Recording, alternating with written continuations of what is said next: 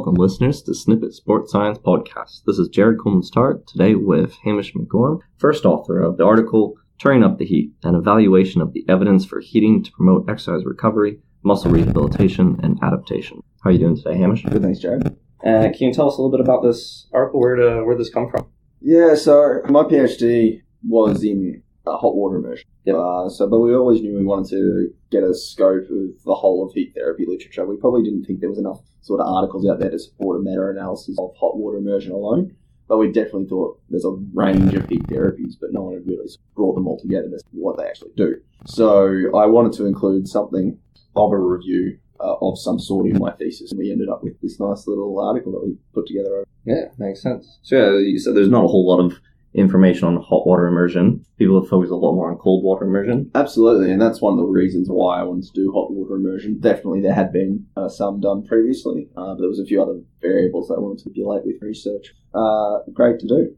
Right. And you said there are a lot of different ways of heat. What are some different ways people have been applying? Yeah, so obviously we've got hot water immersion, but you just think about other heat sources that you've got around or you've heard about. Sauna, heat and steam, warm blankets are some of the methods that they've used in the papers that we've covered. Yeah, so basically anything that can heat up the tissue, whether that's convection, radiation, correct, whatever. All right, so start up a review. How'd you go about starting your review? Very interesting. I mean, it was sort of I guess, towards the end of my PhD, I thought about doing this review. So I've already come across a lot of the research out there already to formulate my own study designs and figuring what had happened in heat therapy to date.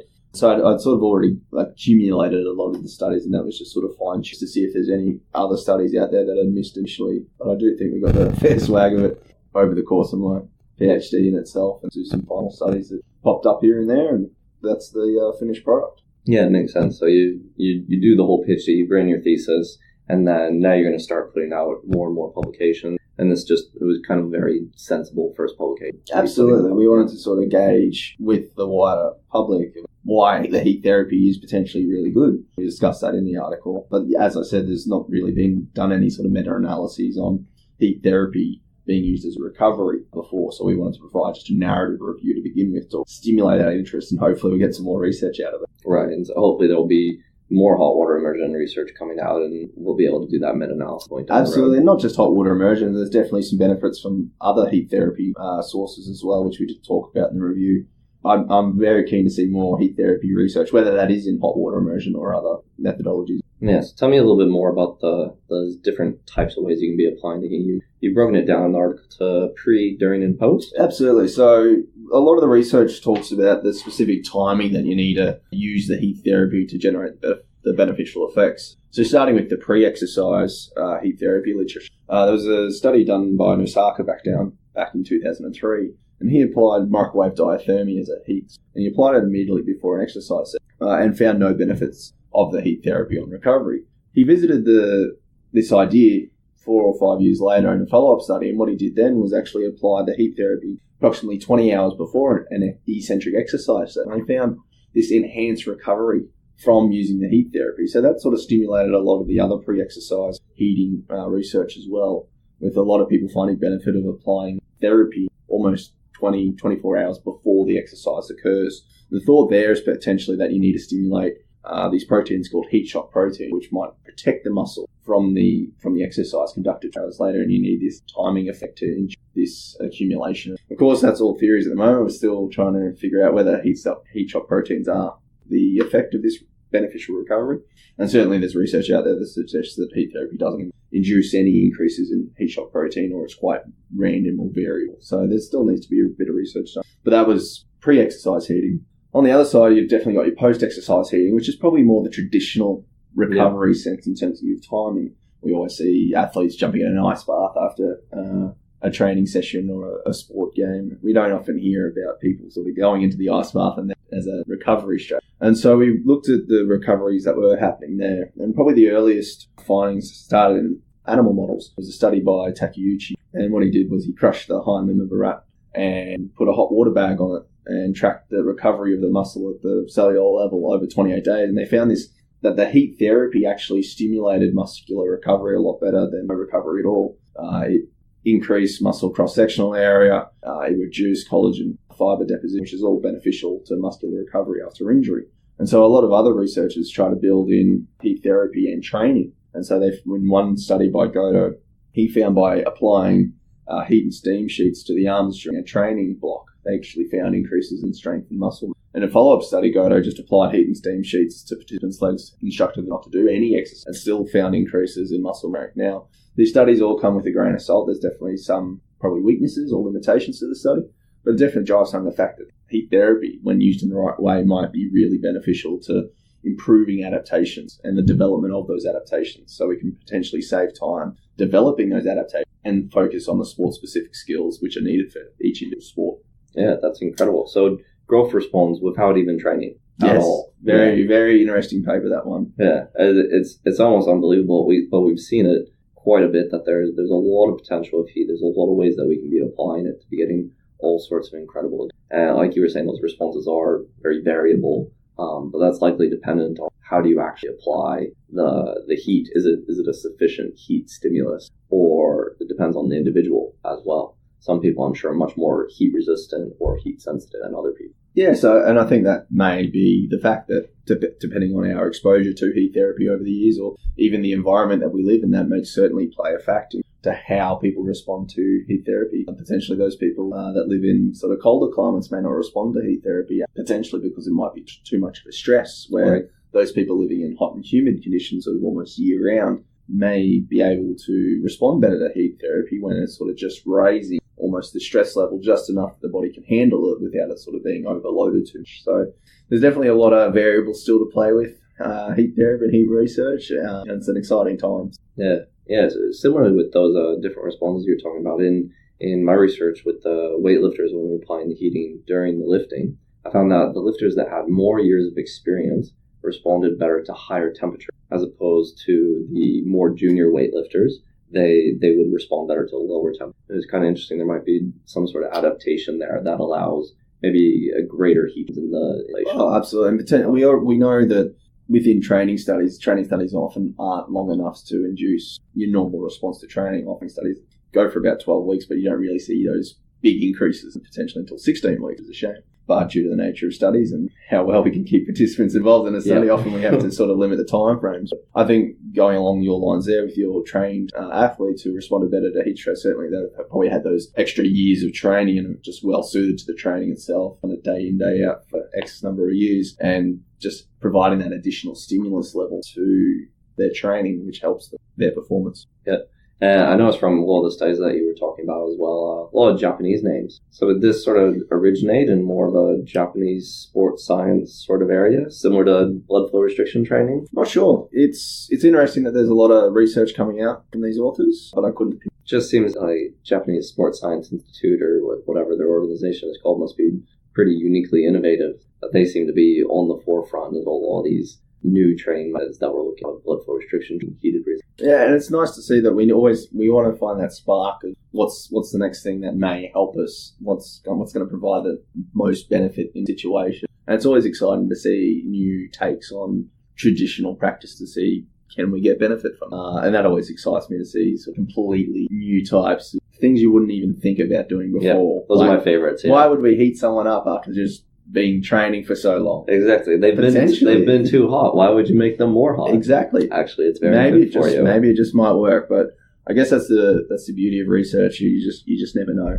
Right. We always go in thinking, trying to formulate a hypothesis based off other research that we've seen and evaluated ourselves, but in the end it could just throw a curveball at us and we just roll with it, essentially. Yeah, so with the preheating, there was a lot of that priming sort of stuff that you were looking at. Was there anything with sort of passive heat maintenance or heating as the warm-up rather than the priming? So doing like a passive heated warm-up rather than sort of an active movement warm-up? Was that included in the review? There were some studies that did include sort of passive warm-up, and that's generally with all the pre-exercise heat therapy research. It's all about passive. They really think that applying this passive heating is the way to go to really stimulate that increase in, which is what we think is needed to help that exercise performance and subsequent recovery, whereas an active just might not achieve those. Because it's like 40 degrees Celsius internal. Some of the research says it's about muscular temperature of about 40 degrees. Seems to be quite hot. Very hot. Yeah, about as hot as someone could really tolerate Yeah. Absolutely. I mean, within my own studies, I think I was putting people in 45 degrees hot water immersion, which was the absolute limit that to put them in. And even then themselves commented on it. It was bearable, not burning. Which is nice. I can attest that it was hot. You can. I participated in Hamish's research, actually. Yeah, it was quite entertaining. So yeah, we've seen that it's definitely this passive application of heat therapy that has all this research behind it. Potentially, we may be able to figure out a way where we combine the active warm-ups and passive heating to generate those muscle temperatures required. But at the moment, there's definitely been comparisons done within stuff heating, pre-exercise, depending on what. Yeah, and we've had a couple episodes on passive heat maintenance as well. So the listener, welcome to go back and look at those episodes if interested. I think that's pretty comprehensive on the preheating. Can you tell us a bit more about the post-heating? Yeah, so the post-heating sort of stemmed initially from my own ideas of coming into my PhD. One of my supervisors was Dr. Llion A Roberts, who did his PhD in cold water immersion. And one of his studies showed that participants who completed 12 weeks of lower body hypertrophy training and had a 10-degree cold water bath after every session actually slowed down their muscle mass and their strength gains over the course of the 12 weeks, and compared to those exercised by completely active. So coming into it, my thought was, well, if cold water is limiting, does hot water potentially give us the opposite effect? And we'd seen this other research from Takeuchi and a few other studies suggesting perhaps hot water combined with training or post the exercise or post the stress might actually help to recover and improve that adaptation. So I did a similar study. I took through a 10-week training block and applied hot water immersion after that. So the idea behind that is to really have the stress induce a favourable stress level in order to the human body to adapt to, but then apply this post-heating just to provide a little bit more stress to say, okay, body, you've just exercised, you got this stress level, let's add some heating to it just to bump up the stress level a little bit so we can learn to overcome an additional layer of stress that we applied on the body now, as opposed to just completing the exercise itself. And this is probably the theory and the backbone post-heating. And it's definitely, I guess, falls into the mold of almost traditional recovery. So we're looking to redo all of our recovery after we've done something. Makes sense. But certainly I think there's, in terms of the pre-exercise, we almost have to think of recovery as pre-recovery, or as common in clinical circles, prehab. Get the body strong before it goes into surgery to help favourable outcomes afterwards. And potentially this is what we need to look at with recovery itself. Do we need to do pre-recovery to help that subsequent post-recovery? Right, because we almost only think of recovery as that time after exercise. You're saying we can start a recovery at 48 hours before, heat priming 48 hours before, and you'll have less to recover from. 24 hours before is what's been in the research. 24 is the most common. Driving this heat therapy at 24 hours definitely limits the damage done in some exercise models. And so that obviously helps you recover faster if you've got less damage, still completed this. Right, and I mean, obviously some people are going to argue, do you or do you not need muscle damage to be having adaptations, or at least if it's not necessarily beneficial. And I would say, my personal opinion is you don't need muscle damage to create significant adaptation. It's not necessarily at all. So very well, I think it'd be very beneficial, especially under high training level, to be doing that heat priming. Well, some of the research says we don't need exercise at all. We just throw on some heat and steam sheets and we're going to get increases in muscle mass and strength. Good point. It's not really the backbone that we want to drive. We always want to encourage people to get out there and do some exercise, whether it's go for a walk with your dog or go into the gym and lift some weights. But it's quite interesting the curveballs research throws at us from time to time. We've discussed that a little bit, that it's you really can't tell general population that sometimes exercise doesn't have a good response. Yeah. But if we're speaking about what's evidence, sometimes there are other things that are more important than exercise. Eat your protein. So you've got some really great figures in this article. So I encourage people to have a look at this article and have a look at these figures at least, because they're absolutely beautiful. And I just want to read one of them. So it just says effects on muscle function. There'll be a smaller loss of muscle strength and jump power and a greater range of motion. The effects on muscle soreness and swelling. There will be a decrease in soreness and swelling. So we've spoken mostly about the strength and power, the soreness and the swelling, but there's also these effects on range of motion. Absolutely. And so that figure is just summarising a couple of benefits that we've seen in research. And certainly, obviously, having that greater range of motion post-exercise or in the days subsequent following exercise. Also, post-exercise is greater range of motion. Yes. Because I think of in the warm up and I apply the heat during the training. So for me, it's that range of motion in movement that I think about. And that's quite highly evidenced as well. Yeah. So during and after. Well, at least after, this is what they've all looked at. So looking at that recovery motion often, as we all know, if we don't go to the gym in a while and we go lift some heavy weight and then we can't move the next day, we're like, can't lift that arm up as quite as I would like to. And I think that's what we're seeing with this heat therapy, is applying that heat at the right time helps to somehow recover and help the muscles recover. So that increased range of motion, maybe not perfect range of motion compared to pre-exercise, but definitely helping it and allowing us more freedom of as opposed to not. Yep. And then another one of your figures here just talks about the effects on muscle generation as well as the effects on gene expression. Yeah, so it's nice that we have all these studies looking at gross measures of strength and muscle. That'd be a DEXA scan, going into the gym and seeing. But at the backbone of it all, we want to see the underlying molecular effects of it. There's been a couple of studies that have gone diving into muscle physiology and how heat may enhance these molecular pathways associated with some growth. And it was quite interesting. There's a study done by Yoshihara who heated up a rat leg at various hot water temperatures, and he found stepwise increases in some of the proteins associated with some growth. So that was quite interesting. Increase the temperature and you'll get an increased response. Now, we know there's many other factors that play into the role of increasing, not increasing those genes and proteins responsible for muscle alone, but it was quite interesting to see and helps provide some idea as to why we're seeing this gross change. We need to understand specific changes as well, and that helps to explain the results that we have, but also provides further avenue research as well to see, can we manipulate this protein or that protein? Does that help as well? All right. It looks like one of the big effects that we see here is on IGF-1, insulin-like growth factor 1.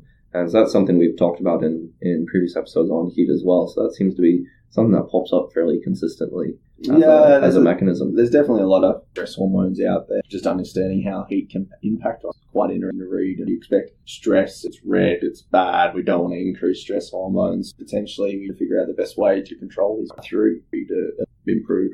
Yeah, I imagine there's an ideal level of most stresses. Yeah, absolutely. Like we all know about hormesis. Yeah. Too much of a good thing is not good for you. So yeah, but a little bit is just right. Yeah, and that sort of summarise, I guess, my PhD in terms of applying hot water immersion as a little bit of stress on top of what people. Yeah, just to top up. Just to top up, just to see if we can induce any further effects. All right. And so we've spoken a little bit about the molecular mechanisms resulting from the heating. So we've talked a little bit about the heat shock proteins now, as well as the hormonal effects. Can you tell me a little bit about mTOR?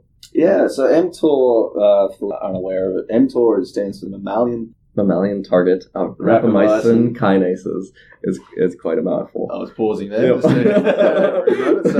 mammalian target of rapamycin pathway. So it's essentially one of the major pathways that stimulates, or is thought to stimulate, protein synthesis in the human body. And of course, protein synthesis helps to increase that muscle mass. What I was just talking about before about these proteins increased by heat therapy are all in this pathway. So mTOR itself, AKT, P70XK, they all form pathways. So if we can get a heat therapy response in one, we might see heat therapy responses in others, but that's not always the case. Understanding which of the proteins are responding to heat therapy and in what situations is also good to know and helps drive home and helps us understand why we're seeing the results that. Yeah. All right, so that's pretty good on most of the mechanisms there. Do you also want to tell us a little bit about inflammation and oxidative damage? Yeah, so there's interesting studies with the heat therapy and in that realm on oxidative stress. Obviously, we need oxidative stress as a function of the body. Right, it's always present. It's always present. There's no way to sort of completely eliminate it. You never want to always completely eliminate it, progression. And we're starting to see things like where if someone is taking a lot of antioxidants around exercise, that it can actually mitigate some of the effects of exercise. There's been numerous studies over the years. In one that jumps to mind is vitamin C. Yep. Taking vitamin C while trying to induce aerobic adaptations just doesn't work out for some reason, whether it's the antioxidant factor limiting the stress, which we actually need to induce the adaptation. So there's still a lot to be done in that realm, and there's limited research in the oxidative area at the moment. Obviously, the most of it's around this recovery, around this driving adaptation over a quickened time. And this molecular research, including our proteins in our genes and our oxidative stress factors, still probably early days. And there needs to probably be a little bit more research into it before we can formulate any solid opinions on it. All right. And any concluding thoughts or? I guess the only one that was sort of missed is heat during activity, which is one we just missed through this discussion. But it's quite an interesting one in itself. So we've always thought about heat before or heat after exercise, but what happens if the heat is applied during a stress? And the common one here that I had a look into was when rats have been sort of had their hind limbs put in casts. Now, the idea behind that is you induce muscle atrophy. We all know if we've ever broken an arm or a leg, particularly in that cast for a while, when it comes out, it looks a little bit smaller than what it used to, and that's just natural. We don't use it, we lose it. The common phrase out. What these authors try to do was to examine whether heat could be used during this cast phase, so to speak, to see if we could mitigate the loss of muscle mass during this phase, and they actually found that in a couple of studies where the rats received heating on alternate days during their immobilisation phase, they actually found that the muscle mass loss was actually reduced in those rats that did receive heating.